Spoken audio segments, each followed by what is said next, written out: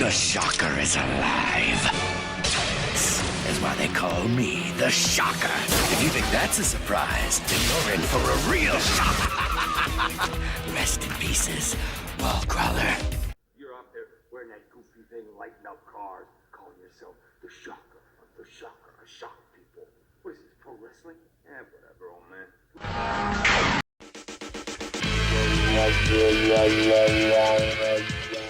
Alright, starting off, I got a variety of items for this project, some of which I already had laying around, but some I had to purchase for real cheap. The paint, however, wasn't cheap. The clothes I got from Goodwill and cost me about $21 collectively. The boots, well, they were the most expensive part and were like 35 bucks or so. Alright, well, I started off by framing these two LED lights I bought. I encased them in cardboard and then covered it in duct tape for support, making sure to leave an opening for the light to shine through. Then I got some pieces of cardboard and I cut and framed a small piece around my arm to fit, kinda like a cuff. I cut two thin strips to serve as connecting points between the lights and the cuff on my arm. Then I got a longer rectangular piece that I used for the top of my hand, going from my knuckles down to the cuff. This is going to serve as the top of the gauntlet. Finally, I took another thin strip and taped it up underneath as a grip for my fist. This adds stability and also gives me something to hold while I wear the gauntlet. Aside from that, you can just freestyle the rest of it for aesthetics. For example, I added other strips here and there, and even two vertical ones right on top. It just gives more depth to the piece, really. But before you do anything, the key here is to cover all the pieces in duct tape before adding them onto the gauntlet. And I'm going to tell you now, usually I coat everything in latex when I'm done to seal it all up, but I didn't have any this time and couldn't find it anywhere. Well, probably on Amazon, but I didn't look. So we're just going to wing it, I guess. Afterward, it should look something like this. And yeah, I meant to say, pay attention to how you made it because you'll need to make two of them that look identical. Are these identical?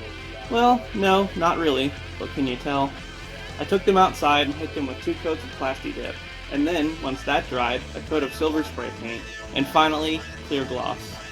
Now I will say that ironically, the clear gloss takes the shine away from the chrome spray paint, which is weird, but just in case you did this and you're confused, that's what's going on.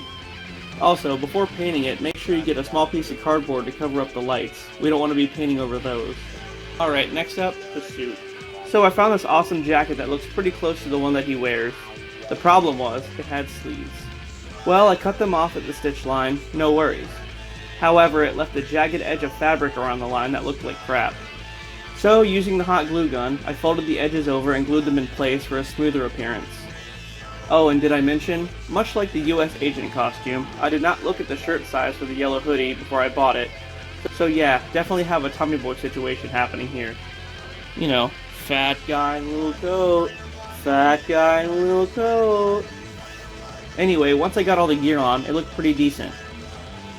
And I even had this old belt that had like a seatbelt buckle on it, and I think it just kind of completed the look. But I will say, the mask was a bit tight. So I don't have any footage of me making the mask or any pictures or anything.